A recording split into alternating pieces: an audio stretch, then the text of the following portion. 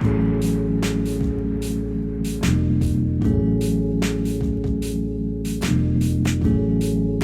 everybody, welcome back to Ice Cave Radio. This is episode 80. Do you know that? It's episode 80. Yeah. That means we're only 20 away from episode 100. We might be able to... how does math work? Can we get to episode 100 before the Galactic Championship? It's the end of July. I don't think so. I don't think so either. All right. Well, maybe... Is that... end of July is like, what, 12 weeks? Yeah, like right? I said...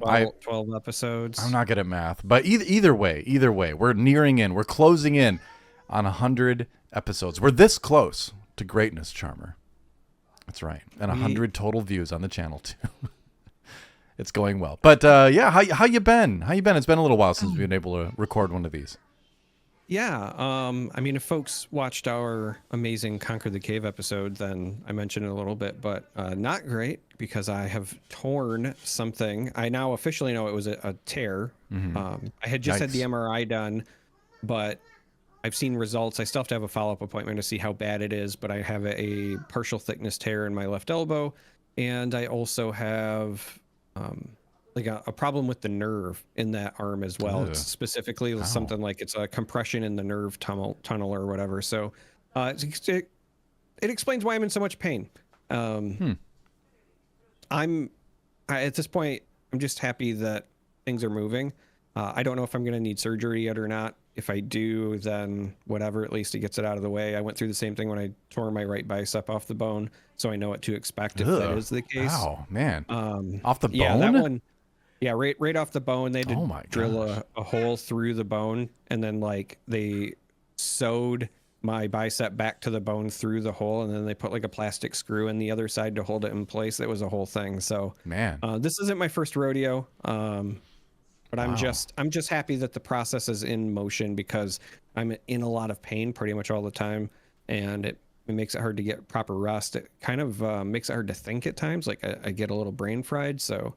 Happy to get that out of the way sooner rather than later. I mean, you wouldn't have been able to tell with Conquer the Cave last night. You seemed fairly lucid then, but well, that was a lot of misdirection. All right, that's good to know. So, well, good news on the concentration front. Because we know that now that we haven't talked about the suspension list yet, right? We know Django's banned. Restricted. Triple Dark also restricted. Suspended. Yeah, not restricted. Suspended. That's what I'm... Yeah. Talk about mental fog. I just have lived with it for my whole life, basically. But then, what was the other one? Oh, yeah, DJ. Triple Dark Raid. Yeah, DJ. Yep, that's right. And Django. So, it's opened up the meta a lot. And once again, my hat goes off. My hat that I'm not wearing, my invisible hat goes off to Fantasy Flight Games for... taking fairly quick action. There you go. There's a hat being off. Thank you. Hats off to Fantasy Flight for acknowledging the issues with the meta and taking steps quickly, I would say, to fix it. And I say quickly when you compare it to a lot of other games, both video and card, that run into situations like this where the competitive side of things gets a little bit dicey. I've found in my experience with competitive gaming, having interacted with many different development teams, both in video games and card games, that there's this resistance a lot of times from the developers to kind of have a little bit of a head in the sand mentality where you're either coming at it from the perspective of, oh, the players just need to get good, or you're coming at it from the perspective of, it's not as bad as people say. Someone wants my attention too, but she's not old enough to play Star Wars Unlimited yet, so she can't be part of this conversation yet. But so what my point is that Fantasy Flight does not have that mentality. They have mentality of, we know what a healthy metagame looks like. This is a metagame that is not healthy. Let's fix it. And I think they've done that elegantly so far when they've needed to, both the Django suspension and now these 3 cards being taken out. I think it's great. And so, people are like, oh, well, now I bought my Triple Dark Raids. Well, guess what? You can still play them in Twin Suns. You can still play them for fun. Nobody's stopping you from playing them against your friend on the other side of the kitchen table.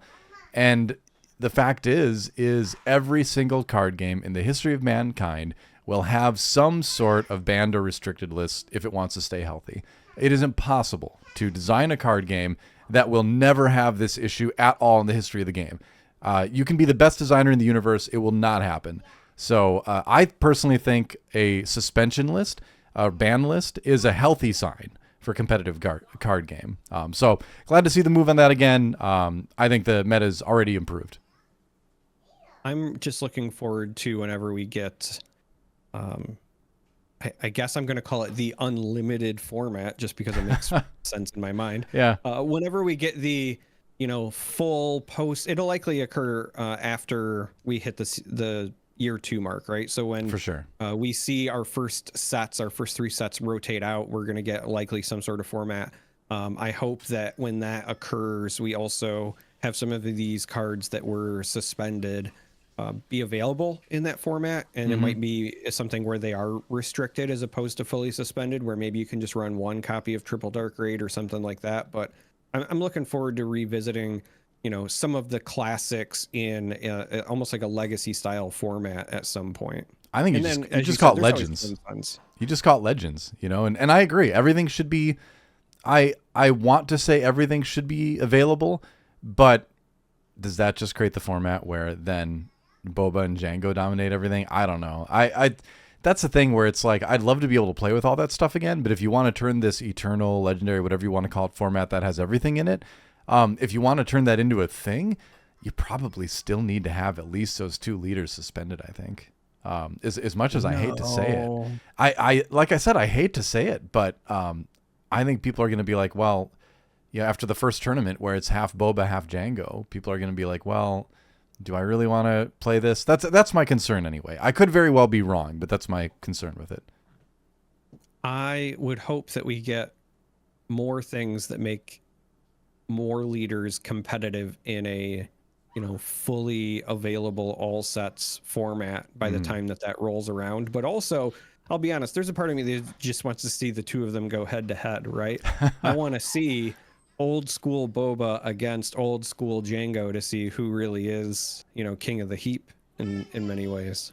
I think Boba wins that one. I think I'm gonna call it right now. I think Boba wins that one because he flips on 5 and he's still got access to all that quasi ramp with readying stuff. You just get more value out of it. But I think one thing they could do is maybe that is a format where you can introduce some errata, right? Because it's a secondary format. It's a format that kind of by its nature is geared towards more experienced players. And so that is the type of player that won't be as phased by an errata thing that says Boba Fett from set 1 actually flips on 6, And maybe you even do a little limited print run of reprinted Bobas or something like that, right? I think I wouldn't ever do that for the Premier format, but for a Legend format, I think that is a scenario where you could maybe errata something and count on your players being able to handle it.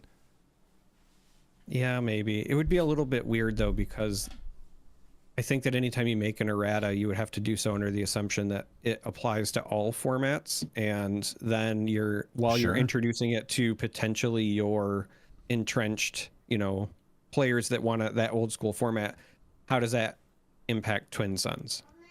Right? So... Yeah, I mean, I think it's fine. It's fine if he flips on 6 and Twin Suns too, I think. Well, sure. I'm usually, of all things, I would rather see something just, outright banned or suspended as opposed to errated personally, because I'm a firm believer that things should do what they say they do on the card. I just think that makes the cleanest player experience that you can have. And I feel pretty strongly about that. It does, and you're kind of caught between a rock and a hard place, I think, with the Boba Fett situation specifically, the set 1 Boba Fett, right? Where if you do what you're saying, then Boba Fett comes in and he's just as strong as he always was, and that is a problem. If you errata it, then sure, there's some confusion, whatever, and that's kind of a problem too, And if you keep him banned, well, then people are like, oh, I was hoping I could play him again finally. So that's kind of what I'm saying is you're going to have to concede on one front in some way once we have this legendary format, right? And I'm not quite sure what the right way to go with that is. I think errata is a possibility, but I could see them going the other way too with it, where it's either continuously suspended or it's just available and you're like, well, this is the format where there's going to be a lot of Bobas, deal with it, right? But even something like Vintage in Magic the Gathering, I'm not 100% caught up on all the different format things with Magic, but even in some of the formats that do stretch back that far, there is still a ban list. You know, for instance, I guess Commander is a format that I'm most familiar with right now. There's still a ban list for that. You still can't play Moxes or like a Lotus, you know, or something in Commander. So I think there's precedent to in card games for having an Eternal type format that still has restrictions, but we'll see. Oh, there's precedent. Again, I firmly believe that given enough time and enough cards printed, that you can actually ease the impact of some of those, because really, you know, we're going to go way too far into the weeds of this, so this will be the last thing I'm going to say. But hey, that's the whole purpose of this podcast. Yeah, realistically, even something as simple being printed as like a double blue, you know, a double vigilance card that's essentially just Rivals Fall but costs 5 instead of 6, goes miles for balancing against those two leaders in particular, because their biggest issue is that they deploy on 5, they have must answer abilities on the leader, and there were just no efficient ways to get rid of them. If you print something like that, though, that just makes double blue the best color combination, and that's the end of the story right there, because they've already got vigilance. I guess they don't have a rotation, but still, man, you're scaring me, Charmer. You're scaring me. Well, it'll be interesting to watch either way. Maybe it's not for every leader. What if there's a card that says destroy, it's a 5-cost card, destroy target non-leader unit, right? However, if your leader is Mace Windu, or you control a Mace Windu unit, right? That stuff, then you can defeat any Fett. Now we're getting into... So like, now he's just like lopping off Jango's head because it's Mace. Now we're getting into the Star Wars collectible card game. We're getting into Decipher territory, where we have specific interactions with specific cards. And we got a little bit of this in the game, but you're getting more specific than we have besides just Han on the Falcon here. Yeah. Or interesting. As we get ready to transition to talking about our main topic, which is of course the amazing spoilers for the new set coming. What if there's a card that's like, you know, again, a regular Vanquish. However, if you have the Force, you may use it, and then that also gets rid of a leader instead, or whatever, right? Sure. There are so many different ways that you can provide that contingency. It's just that the game at the time that Jango and Boba were running wild, just did not have enough efficient ways to deal with them, and that was a problem. Well, time will tell, as they say. Speaking of time, it's been a long time since we've done a cave bowl, hasn't it? We should probably take a look at the results from our one like 3 weeks ago.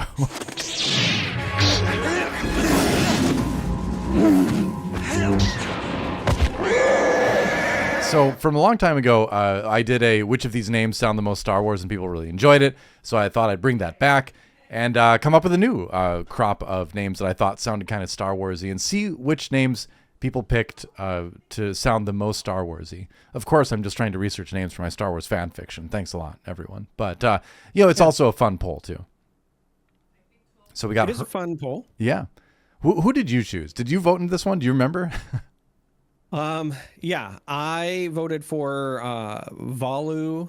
Well, I don't even know if that's how it was meant to be. Volu-Vors. Volu. I was mentally saying Valu-Vors. But that felt very Star Warsy to me. But but if there's no like H after the O or all that, wouldn't it be an O naturally? Like Solo? Maybe. Possibly. I was looking at it like volleyball, like Valu. Oh, sure. But Or that's like 2 L's Volibear. though. Volley has 2 L's. That's what helps the O be an ah sound, right? Sure, but like when maybe I mispronounced it, but whenever I play like League, for example, I always say Volibear, not Volibear. Oh, see, that's just wrong though, because it's Volibear. It's Volibear? Yeah, it's Volibear. Yeah.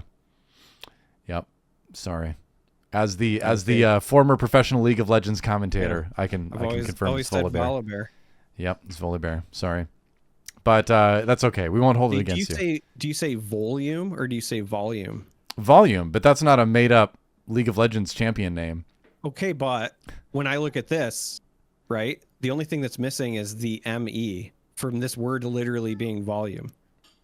That's true, but So vors in my head is you know, the way that me is gonna say it for volume. the problem is there's no precedent for Star Wars fantasy names, and this is like, I had a friend growing up that he would pronounce Tatooine Tatooine, and I was like, even when I was like in 6th grade, I'd be like, no, it's Tatooine. He'd be like, no, it's Tatooine. And now I still keep in touch with him. He's a good friend, and I'm happy to report he's finally admitted it is Tatooine. This is a couple of years ago already, but I felt vindicated after my childhood trauma of hearing him say Tatooine over and over again. But what other Star Wars names do people mess up? I mean, there's got to be. I mean, I mess up Mr. Mundy all the time, which is literally why I say, yeah, that's why I say Mr. Mundy, because for many years, when I would see his name, I read it several times before I heard it. And you know how it is where, like, if you're reading something and then, like, that's just the way you say it in your internal monologue over and over. And so even when you hear it, it's very hard to correct yourself. Yeah. So when I read it, I would say Ki Adi Mundi, and I know that's not it, but it's very hard for me to not say it that way as a result. Yeah, I ran into all the time. I feel like I've run into that with fantasy novels a bunch of times, where like there are Wheel of Time characters that, for instance, Wheel of Time was like the big one I remember, where I had a whole bunch of names where I pronounced them one way in my head, and then when I finally heard them said by, like, for instance, Brandon Sanderson, who finished the series, or other people familiar with Robert Jordan personally pronouncing it how he thought of it, I was like, oh man, I had that so wrong, But it's still fun. So Herlon Mox ended up getting the most votes, 30 actually, for the most Star Wars-y sounding name. Voluvors came in second, then Aubrey Call, and I put a bunch of like kind of funny stuff in last time. I didn't do as much of that this time. I really tried. Orthopedic is another one. I thought that sounds pretty Star Wars. Dirk Moonscar, because like sometimes Star Wars names sound just kind of like nonsensical and fantasy, and other ones they're just like a mashup of words we know, with like a normal first name like Luke. Right. So and then I was gonna say literally Skywalker, right? Yeah. Like exactly. Moonscar is just Skywalker. There's multiple different standards for Star Wars character naming. One is just make something up, and it's usually a 3-syllable thing, like a 2-syllable first name, 1-syllable last name. Or the other one is normal first name like Bob, and then mash up 2 names like Bob Surf Crunch, which could be a Star Wars name, definitely. So we got Dirk Moonscar, which worked, and then Ben Jangu Please. That was this was slightly before the suspension announcement. So if you're wondering where that name came from, that's where it came from. Yeah, it's kind of saying something else there. And then Bunt Grigsy, I think that sounds like a pod racer's name to me. Yeah, I could see that. Yeah. I also thought, coming further down the list, the Sherlane one sounded like a pod racer name to me as well. But... Yeah, I just wanted to kind of have a funny sounding name. So we had Sherlane Farfscore. And then Zoot Suit, which is obviously, a reference to clothing, but also could totally be a Star Wars name. Yeah, that is the infamous Riot Police, right? The Zoot Suit Riot Police. Exactly, yes. I also noticed that your tan Cappy L is just El Capitan. Yeah, I was running out of ideas. I'll and I was like, oh, what's that mountain in Yosemite called again? Yeah, I ran out of ideas. My brain isn't that big, but anyway, it was fun. We got a couple votes for those. No votes at all for Sherlane Farfscore and Zoot Suit. Nope. Sadly. Oh well. Do you remember when like big band jazz was really popular for like a year in the 90s? That's where like Zoot Suit Riot, all that stuff. The Cherry Poppin' Daddies, right? You had or some of the other ones. This is now a 90s weird music podcast. It was like right around the same time that it was like that transition into the ska era, right? Like, well, that contributed, I feel like. Yeah. Yeah. There was a 90s big band revival. What were some of those? A Big Bad Voodoo Daddy, right? The Brian Setzer Orchestra. Yeah. Yeah, that was for like those of you who are 2000 kids. You don't remember this, but there was like this really short period of time in the 90s where everyone was like, "Man, remember that big band jazz stuff? That was great. Let's all listen to that for like a year." It was like the American music zeitgeist was like somebody just kind of like randomly finding a one song on their Spotify and then listening to only that genre for like a month. It was like the cultural version of that. Yeah, so I had to look it up because I kept hearing the song in my head, but I couldn't remember the name of the band. Squirrel Nut Zippers. Oh yeah, yep. Squirrel Nut Zippers. That was another one. Wow, what a time to be alive, right? Yeah, the band is credited for contributing to the swing revival that occurred in the 1990s. It didn't get revived for very long. Well, I'll say that. No. Although I did, honestly, what was it, like maybe 5 years ago, 6 years ago? I went and saw Big Bad Voodoo Daddy on New Year's Eve. As weird as that sounds, my wife and I were just like looking for concerts to go to, and I was like, "Oh, I remember them. It'd be fun to go listen to like a big band jazz thing, playing." And we went and it was a really fun show. Didn't revive anything, but it was a fun trip down memory lane. But let's take a trip down future lane, Charmer, as we legendary lane as we look at some of the spoilers here. We're going to start off with none other than Obi-Wan Kenobi. Courage makes heroes. Why don't you tell us a little bit about Obi-Wan? We'll let you take this one. Obi-Wan looks like Jesus. He likes long walks on the beach and also is a fantastic leader. I'm actually very surprised that this leader is in the common slot for this set upcoming. So this particular Obi-Wan leader is command and heroism. On the leader side, as an action, you can exhaust him and use the Force, which again means you're using your Force token, to give an experience token to a unit without an experience token on it. Yeah. Now, this I feel is very strong just because there's no qualifier like there was with Rey, for example. And even really with Tarkin, where they had to be an Imperial, the only real qualifier is that it just can't already have an experience token. But like in Limited in particular, that's going to be, I think, very easy to accomplish. So this being in the common slot is huge. Now, he does deploy on 5 to the ground. When doing so, becomes a 3/6 unit, has Force, Jedi, and Republic for the traits.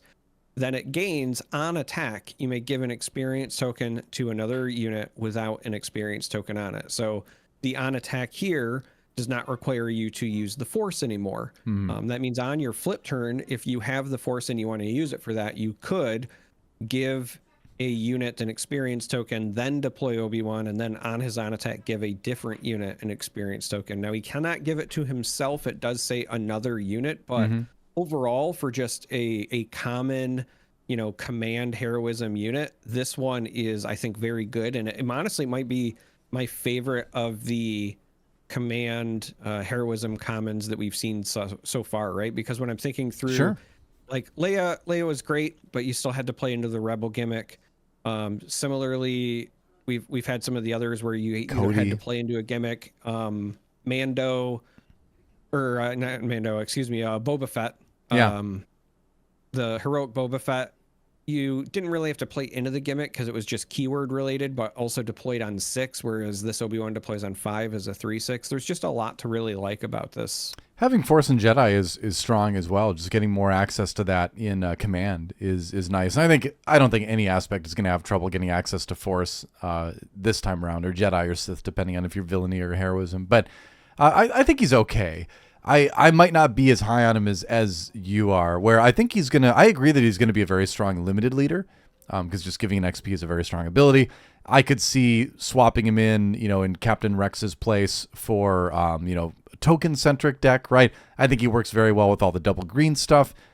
Green in general likes putting buffs on things, so I think he works well in that scenario. That said, I think if you compare him to something like Rey, Rey can put multiple XP on certain things. She's got restore when she flips, which is a big deal. It's apples to oranges because I don't think you're trying to do the same thing in an Obi-Wan Kenobi deck as you are in a Rey deck, right? But right. I think it's worth kind of comparing the two a little bit. And in that case, I feel like Rey is a little bit better in a vacuum, as a leader. So I'm curious where Obi-Wan's going to end up. I think he's going to be one of those like good for new player leaders, good in limited, but probably middling in Premier is my prediction with that.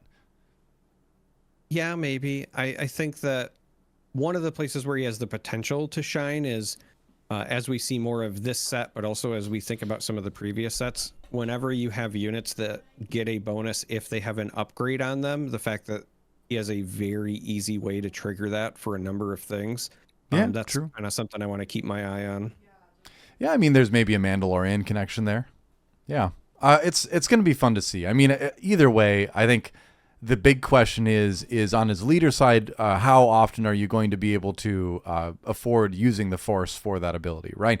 I think a big part of his usefulness is going to be what sort of taxes they're going to be on you turn to turn to use your Force on this versus use your Force on like another card. Because we've seen a lot of cards are like, if you have the Force or while the Force is with you, you can do this, you get this. So having to use the Force might be a prohibitive cost. I'm curious, we'll see. Yeah, I think it'll depend on obviously flow of turns and so forth, right? Mm-hmm. It very well could be a situation where command might not be an aspect where you have a lot of uses outside of something like this. So maybe could be. Maybe it's just good for command. I don't know. We'll have to wait and see. Yeah. I think like I said, I think at the very least he's going to be a great leader for new players because he's got some strength to him and he's very easy to kind of pilot, and it's a cool, well-known character. So I like it when some of the well-known characters have have abilities that are very easy for new players to pick up. So I think he's going to fit well in that category. Moving on to our other leader that was revealed this last week, and we're recording this on the 2nd of May. So if anything's been revealed after that, we have not seen it yet. In case you're curious, third sister, though, is going to be aggression and villainy, seething with ambition, force, imperial, and inquisitor. And then action, no cost to this one, just action, exhaust. Play a unit from your hand. It gains hidden for this phase. So in case you are unfamiliar, hidden is a new keyword that says that it can't be attacked for this phase unless it has sentinel. So it's a way to play a unit. And again, in Star Wars Unlimited, you can attack readied units. This protects that unit and says, well, you can't attack it the turn it's been played at least. So where there's no extra cost for this, I think there's a lot of potential uses for it in that there's a lot of units that are going to get better if they are more or less, or not guaranteed, but it's going to be harder to remove them. And then that next turn you get that on attack or whatever you're looking for. Let's take a look at her leader side, or her unit side rather. Flips on 5/4. So kind of weak on the health side, decently strong on the attack side. She herself is hidden. It says deployed here this phase, in this case because it is a leader, so she can't be attacked. You can still obviously shoot her with like an open fire or something like that. That is something to consider. But then it says on attack, the next unit you play this phase gains hidden. So again, bestows hidden. That's kind of the theme. I'm a little bit concerned with the 4 health thing. I think that's very, very easy to remove. Hidden, again, doesn't prevent you from being shot with an open fire. So, I think it really depends on how useful it is going to be to give things hidden that do not have hidden. It doesn't take the Force to do this either, too. So you can just straight up use it, So there's that. Yeah, I think that ultimately, as you said, the value of this leader will entirely depend on what you are giving hidden to. Yeah. Because if you're not playing things spicy enough for your opponent to use the removal on what you just played, then they will absolutely just save it for third sister. You have to create a situation or a scenario where on your flip turn, you use the ability and play a unit that they want to remove. And then they also know that you're likely going to deploy third sister. And so now they have to make that decision of, okay, do I save my removal, save my open fire, my takedown, whatever for the leader, or do I use it on whatever it is they just played from hand? Mm-hmm. Right now, I'm struggling to think of anything that jumps out at me, at least on the villainy side, but like a good heroism comparison for like a turn 5 drop would be like Poe, for example, right? Yeah. If you're to drop Poe Dameron, the unit with hidden, and now, if they're on any sort of removal that they are potentially saving, it's okay, well, do I use it on the Poe? or do I save it for the leader, etc.? I think of the legendary Darth Maul. That's one that costs 5, and then if you're not giving it ambush, it just sits there, right? So giving that hidden, I think, might be kind of useful, and then getting that double swing in the next turn. So I could see maybe Maul. I could see going cunning with this and using it to play a lurking TIE Phantom, because then your opponent can't attack into it, and they can't remove it or waylay it or anything like that. They have to have like a negative thing to get rid of it, so it can make your lurking TIE Phantom virtually guaranteed to get a swing in. So I think there's definitely going to be some stuff from previous sets that's going to benefit from it, but I think this is a deck building puzzle one, and I wonder too about the limited potential of it. I think the 4 health kind of hurts it on the flip turn. On the other hand, it does help you, just kind of protect your units and in a limited sense put that burden on them of having some sort of removal from hand, which is really not common in especially like sealed or something like that, So right. I think in limited she could be decently strong. All right, should we move on? Oh, yes. It's Plo Koon.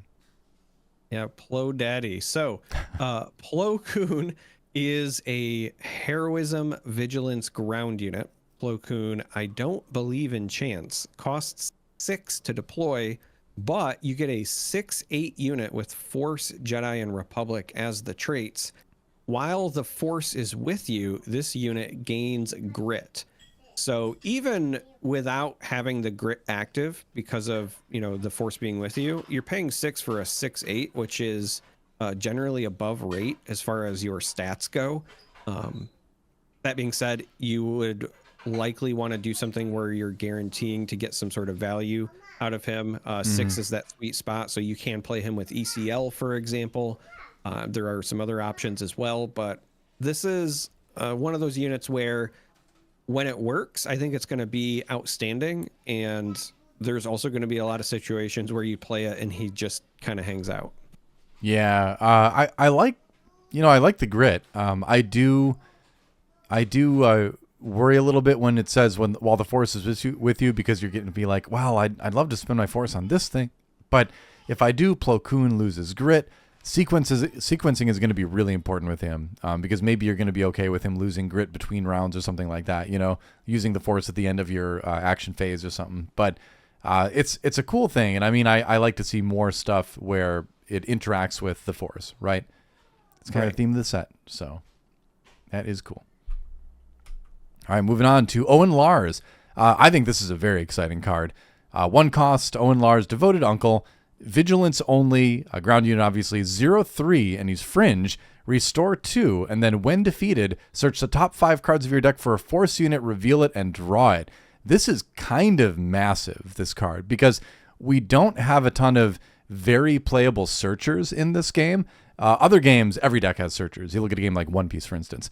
It is not as common at all in Star Wars Unlimited to both have a card that searches, but also is just kind of good on its own. It's funny that he's a moisture farmer in the lore, and he's kind of basically a moisture farmer in function too, where he's got 0 attack, restore 2, and all that, but trading that 1 health that the moisture farmer has for the search. So I think this is like an auto include in any Force-centric blue deck right now. It's just if they leave it out, they're going to pay for it, right? When they defeat it, you get to do a great search. Top 5 is really solid. So yeah, I'm excited about this card. I think this is one of the better ones we've seen revealed so far.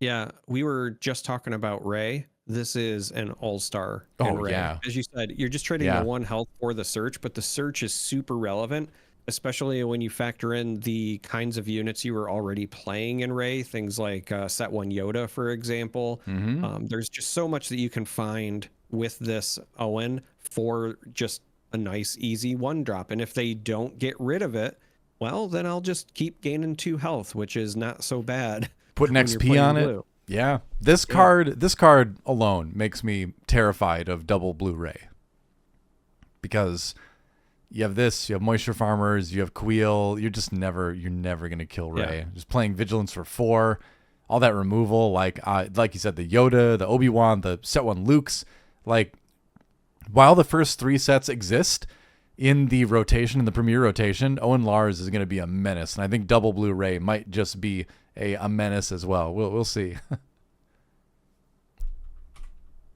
And it's Watto. Yeah, speaking of a menace, we have Watto. So Watto is a 3-cost ground unit that is just vigilance. I love that his little subtitle is no money, no parts, no deal. Also, the art has captured his smug face perfectly. This 3-cost vigilance unit gets you a 1/6 in stats with the fringe trait. On attack, an opponent chooses one. You give an experience token to a friendly unit, or you draw a card. So your opponent gets to pick which one you get, but both of them are pretty good. It is also worth noting that it is a friendly unit, so the experience token can go on Watto. Something for folks to consider when they're making that decision. But whether you're playing heroism or villainy, if you're in vigilance, I think that you might want to consider running this. I think that Ray will be a bit more force centric when we see the rest of this set, but this is another card that I would strongly consider in Ray. Just because, again, it's a 1/6, you can buff it, but also you want both of these effects pretty regularly. This is going to be a limited nightmare as well. The 6 health is a lot to deal with. I'm shocked that he has 6 health. Like, how did Watto get that durable? He didn't look like a 6 health character in episode 1 to me, but here he is with 6 health. He can become a 2/7, like you said, if they let you do the XP thing and you put him on. So you maybe get a 2/7 for 3, which then you put all sorts of buffs on it. So, yeah, I mean, calculated lethality might be coming back. might be coming back now. Either way, it's an interesting card. Moving on to Luthen Rail. Yeah, if you've been watching Andor, obviously you know who Luthen is. One of the coolest characters, I think, ever to enter the Star Wars canon. Masquerading Antiquarian. Say that 5 times fast. I couldn't even say it once. Let me try again. Masquerading Antiquarian. There we go. Nailed it. Ground unit, obviously. 4 costs. Vigilance only. 4/5 Rebel. Rebel trait alert. And then on attack, search the top 5 cards of your deck for an item upgrade. Reveal it and draw it. So not only can you use them to search for lightsabers, which is what I think a lot of people jump to right away, but you can also use them to search for lightsabers for your General Grievous deck, which, you know, I want to build the meme lightsaber Grievous deck at some point, and Luthen Rail is going to help me with that. Well, because I just enjoy causing chaos, what I jumped to was Perilous Position is back on the menu. Oh, no. Because if I can hunt for that. That or Top Target. I mean, what a huge asset for blue slow decks, you know? And he's a 4/5 for 4. Like, he's got pretty good stats as well. I mean, Rebel's a good trait. It's it is interesting. I do appreciate that we got this version of Luthen, right? Where it's his secret identity, if you will, right? His spy cover, where he's just like, oh, I just collect all of these things, and I'm not at all, you know, secretly trying to get a rebellion going and blah, blah, blah. Luthen Rail, what was it that you said, right? Mascara Aquarium? Mascara Aquarium. Yeah, that was the name of my punk band in high school, too, coincidentally. Crazy coincidence there. Mascara Aquarium. That's just a great band name. I don't know what else to say. It is actually a really good band name. I've never wanted to start a band so much more. But, like, he does wear a lot of makeup. You know, he does have to go into disguise and you know, try to blend in various situations. So aquariums, though, I don't know. He's probably got an aquarium in the back somewhere. Either way, cool character. Moving on to another character with a very cool mat. I loved it when he turned around in Ahsoka and you saw that, like, weird, archaic looking faceplate on it. I love the design of Captain Enoch. Captain Enoch is a 3-cost ground unit. He is villainy and command. Has a 1/5 stat line, but has Imperial and Trooper as traits, and those are both fantastic. Also, this unit gets +1/+0 for each Trooper unit in your discard pile. Yeah. So this is really interesting when I consider the things that I would potentially want to do with a unit like this. You're already in many Imperial decks running a fair number of Troopers anyway. So this could slot into your Tarkin decks or any other place where you're running a decent number of Imperials and or Troopers. But what jumped out to me was with this costing 3, this is something that set 1 Vader, the legendary unit, can fetch.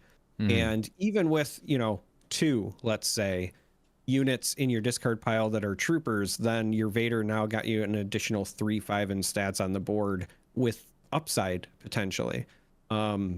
This is a unit that I really like. There's not many units that are playable within the first couple of turns where their value still increases throughout the course of a game. A lot of times if you're drawing your 2 and your 3 cost units in the late game, you just don't have the same like bang for your buck with them. Some exceptions in my mind are like the client. The client just feels good all the time in my mind. And then Captain Enoch is probably going to be like the command version of the client, where it doesn't matter whether you draw him earlier or you draw him late, he's just going to be valuable for you. This kind of makes me want to build like Tarkin ECL, like Tarkin double green, and just go super wide with troopers and buffs to troopers. Put Veers in there and all that. I think it might be fast.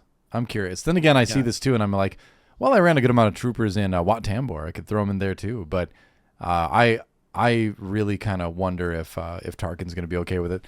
I think the thing too is he's one of those cards where the ability looks really good on paper, but when you think about him in a game functionality situation too, you play him and it's like, oh, he's a 4/5, wonderful. But you don't get to do anything with him right away unless you have a way to ambush him. And I've said this before, but as the game goes on, the burden of filling your deck with cards that do something right away when you play them is going to continue to get higher and higher because there's going to be more of those cards in the game. And so just by virtue of that, it's going to be more and more difficult to play cards that don't do anything immediately, So I think he's going to fall into that same thing where it's like you look at Shock T, and sure, she's got an incredible ability, but how often is she going to live to use it? What tempo are you giving up by playing her if you're not ECLing her or something like that, right? And so I do wonder if Enoch's going to kind of end up falling into that category, but neat ability either way. Well, and that's part of the reason that I pointed out the Vader synergy, right? Yeah. Because, you're not necessarily getting immediate value, but it kind of doesn't matter when you're just getting him for free on top of whatever else you were doing, in which case that's really, really strong.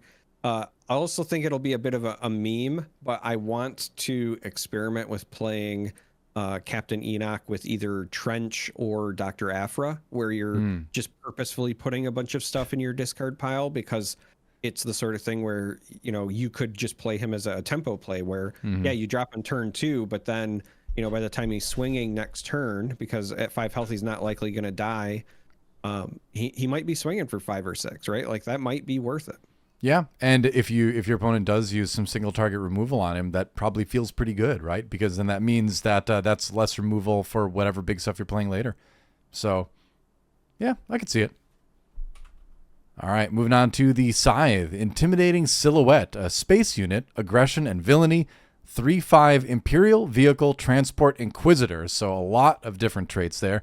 And it says, on attack, you may give another friendly Inquisitor unit +2/+0. So very specific trait synergy, but it's one of those units that's going to be good in Grand Inquisitor. You notice that it has 3 attack, which means you can use it with Grand Inquisitor to, ready it and then attack with it. So nice synergy there. It's also transport, so there's different things that interact with that. Obviously, we just are coming out of, or we're still in a very vehicle-centric set, so something to think about too when this comes out. I think it's just a good support for the Inquisitor package, and especially Grand Inquisitor as a leader. That's another leader that's just going to keep getting better and better, as more support comes in like this. Yeah. It's just trait soup. Yep. Right? Imperial, Vehicle, Transport, and Inquisitor, which we're getting, more things that interact with that Inquisitor trait in this set. What else do you want? Even without the on attack, I think that this is potentially playable just because of all the traits. Yeah. And then you get the nice, like, oh, I can also buff up other stuff. You rightly called it. Grand Inquisitor loves this, especially if your 5th brother is still on the table that you played, the turn prior, and then you get to swing with the Scythe, buff the 5th brother, then swing with the 5th brother. Granted, That's the dream scenario where your opponent just doesn't interact with your board. Not likely to happen. Sure, but yeah. it would feel really good if you ever got to do it. Well, that's the thing I keep thinking about, where this fills out the 3, 4, 5 curve for Grand Inquisitor. You've got fifth brother, then this, then seventh sister, right, at 5. So Yeah. you have your 3, 4, 5 resource turn plays now, in theory, and they all kind of feed into each other a little bit. So this makes me want to play Grand Inquisitor again. I think he's one of the better Grand Inquisitor decks I saw use Security Complex, because if you put a shield token on something with Grand Inquisitor, then it just becomes very, very difficult to stop, because they get to ready and then they get to attack in and keep it. They just gain so much tempo. That said, I kind of want to see double red Grand Inquisitor again too. I think there's some potential there too. But yeah, aggression is a heck of a card already, but then when you add the ready portion is going to be just online for pretty much all of your units. Like, let's go. Yeah, I think I might revisit it. Should be fun. Moving on to our, I believe maybe our final card. We maybe have one or two more. Yeah, we got a couple more. At least one more. Yeah, this is a card that I'm really excited for, though. This is As I Have Foreseen. Yeah. This is a 1-cost event in Cunning and Villainy. So without even giving you text, you know that it's going to be broken because it's in Cunning and Villainy. There you go. Yep. It is also, even though it's an event, it does have the Force trait, which is very relevant in this set because, as we've seen, there's a lot of stuff that can let you search for Force cards. This says, look at the top card of your deck. You may use the Force, and if you do, play that card. It costs 4 less. Yep. That is a heck of a discount. Yeah, it sure is. Now, I just wanted to say real quick, the reason that I love this card personally is that it gives me a reason to maybe revisit Set 1 Thrawn.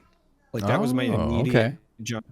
Because it's already in Cunning and Villainy, and you're going to know what the top card of your deck is just naturally with him. So you don't even have to worry about, like, potentially wasting this.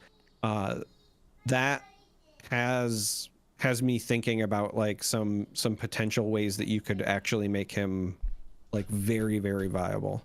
Yeah, I like it. The thing that jumped out to me with this is the Set 3 Chancellor Palpatine Darth Sidious combo card too, because you get your heroism thing, you flip to the dark side, you play this on like your 3 resource turn, which is pretty common for that deck, and then with 2 resources remaining, you could potentially play a 6 cost. So you could do some pretty big tempo stuff with that too, or really fit in any Cunning Villainy leader, right? So, it's Emperor theme, so I just thought of that. Oh, for sure. The big reason that Thrawn jumped out at me is one of the downsides to Thrawn is usually to ensure that you're always getting the value out of potentially exhausting units with him. You have to play at least some number of expensive cards in your deck so that you always have a cost high enough to exhaust the things you want to exhaust. And this helps you offset that without having to automatically run ramp and run green, for example, right? That's a very good point. Still run those expensive things and then use this as your option for, like, oh, there's, the Avenger or the Relentless or whatever on the top of my deck, but I'm going to play it, on turn 6 on my flip turn with Thrawn. Like, imagine dropping Relentless and then you flip your Thrawn and now they have, to play 2 events if they want to play something that gets rid of your Thrawn, for example. Wow, it's just some really powerful stuff. Yeah. I've always liked Set 1 Thrawn, so it would be fun to have an excuse to go back and play it again. I gotta say, I love the art on this one too. That's a reflection of Palpatine looking out on all Star Destroyers. That's a great piece of art there. Axel killed it. Yeah. All right. On to, I believe, what our final card in the set for now. It is none other than a legendary, actually, Qui-Gon Jinn. The negotiations will be short. Another one of our yet many 7-cost heroism cunning ground units, Force, Jedi, and Republic. It is a 7/5 with ambush, as Cunning often shows. And then when defeated, you may choose a non-leader ground unit. Its owner puts it on the top or bottom of their deck. So your owner gets to choose, but it is nice that it doesn't go back to hand. It either becomes one of the things they draw next turn, or it just gets bottom decked, and then it just might as well have been defeated, right? So it's got some pretty strong removal potential during the when defeated part of it. But again, just having access to another 7 damage ambush with Cunning is really nice because there's so many leaders that have 7 health. And, as I remember playing set 2 Boba and getting to ambush my Han in for 7 because of the +1. Getting to just one-shot leaders is a really strong thing in this game. So having another card that gives you access to that is going to be good. Yeah, the stats and the ambush are obviously fantastic with this, but what really jumps out to me specifically with the when defeated as well is that you can dodge other when defeated abilities, because it's just putting it on the top or bottom of their deck, their choice, but it's akin to a waylay or something like that, where you're not going to trigger the when defeated of your opponent's cards. So against the new Thrawn, right, the jump to light speed Thrawn, for example, this ends up being a really powerful ability. The other thing that I potentially like is it's not uncommon when you're playing Cunning for you to have a healthy number of your own cards that you want to maybe replay, and you get to choose any non-leader ground unit. So there's scenarios where you might just choose your own unit to jam back on top. Yeah, totally. So that you draw it next turn and play it again. Is it going to happen a lot? Probably not, but I just love having flexibility. And this is another example of having a lot of flexibility in that regard. Yeah, and it fits in with the Qui-Gon leader that we saw spoiled a little bit earlier, too. It's about bouncing stuff, And right. To your point, bouncing stuff on your side of the board is the point of the Qui-Gon leader, right? So this seems to indicate that, hey, why not do it to your own board, too? That's neat. Yeah. All right. Well, those are our spoilers from Legends of the Force as of May 2nd. And a lot of good stuff in there. I'm excited about the set. It's kind of cool. I feel like we have an embarrassment of riches as far as going right from a big space set into a big Force set. It's going to be, and when you think about it, this being the first 2 sets of what will be the core of year 2, I think is really encouraging, right? Because we've got 2 really strong sets, 2 really strong themes, and a lot of really interesting ways to play the game once those first 3 sets rotate out. So I know we've got a little while until then. We've got almost a year until that happens. But I'm kind of excited about it already. I'm kind of like, let's get that rotation going and see what the game is like. Yeah, it's interesting because when we were dissecting set 1 ages ago, it feels like now, we were talking about how the first set just felt really good as a foundational set, right? It felt like, hey, this is a great place to just kick off the birth of this game. Yeah. But we also had all the things that we talked about where we were like, man, I'd really like to see this or that in the future. And we did talk about, leaders that deploy to space and units that can interact with both arenas and all of that stuff. And then we got them over time. But not only did we get them over time, you hit the nail on the head in terms of timing. The jump to light speed set followed by this set is going to be another really good 1-2 punch foundation for kind of that future of the game from that point, because you're going to have all of the iconic things that most people love about Star Wars pretty well spread across those 2 sets. You've got all your space stuff, your vehicles, your pilots, and then who doesn't love Jedi and Sith, right? So all of this, Force related interactions, I'm really excited for it. Yeah, and the design of the game, I think, has evolved very well, too, where if we go again back to that first set, there was a lot of basic card game abilities. Do X damage to something, remove something, buff something, right? Ramp. And then as the game goes on, we get examples of that ability again, but with caveats, with restrictions, with different interactions with other parts of the game. So we're slowly ramping up kind of the complexity, but also giving, decks more unique flair in that you're not going to be able to have access to something like a takedown or a vanquish anymore, right? You're going to have access to things like no glory, only results, that kind of stuff, right? Where it's that ability, but there is this twist to it too. And I think once we get to the point where set 1 rotates out and we have these kind of more specific versions of these cards, the game, I think, is going to get a little bit more free as far as being able to play out your strategy too, where you're not going to have to worry about the very generic stuff anymore, which is a place I always get excited about card games getting to, Yeah, generic stuff can still be fun too, but I'm with you. It's good for a first set. I really love when form and function collide, right? Like when flavor of certain things is on point, I get really excited from just like a game design perspective. And so jump to light speed was a home run for me. And so far with what I've seen from this set, the whole like the force is with you or is it not, and so on and so forth, is also right up my alley. So I have a feeling that I'm going to be really excited about this set as well. Yeah, someone in our Discord was having a conversation about the new Obi-Wan leader on this topic too, where everything is done in a very thematic way, right? Where a young Obi-Wan can give you a little bit of experience. You know, he's gotten old enough to get a little bit of wisdom and all that. But the set 1 Obi-Wan, the old Obi-Wan, gives you 2 experience, and he lets you maybe draw a card and all that, but he's done. Right, he's at the end of his life, and he only gives you these parting words as he goes on to be one with the Force, right? So even these 2 Obi-Wans that we look at in the game are, I think, lore appropriate in their application of their abilities too. So I love that stuff exists in the game. If you know Star Wars, you get this sort of extra level of enjoyment out of what the cards do. So that's fun too. Yeah, and then like down that vein, because we've already had it revealed, the Padawan Obi-Wan doesn't give any experience. Yeah. Right? It's just the Sentinel interaction. So just protects, yeah. Just looking out for his master, I guess. He's in training, yeah. It is cool. But yeah, I think no, I don't really have any more to add to that. I'm just excited about seeing more Legend of the Force stuff come out. I'm excited about going into Showdown season with set 4 here. Sadly, I'm going to miss my Showdown this weekend. I got other things going on. And then a week from Sunday, I'm actually going to South Korea for about a month. And so I will bring a mobile recording setup with me. But we'll have to see how things go there. I will be doing as much as I can, and we'll try to keep going with it. But we've also got kind of a group that we're sort of assembling to maybe show up and do some guest hosting and things like that too. So the content will continue. You just might see a different background behind me for a little while, but I'm excited about that too. I'm less excited about the fact that I don't think the game is very big or known really in South Korea yet. But maybe I can change that. We'll see.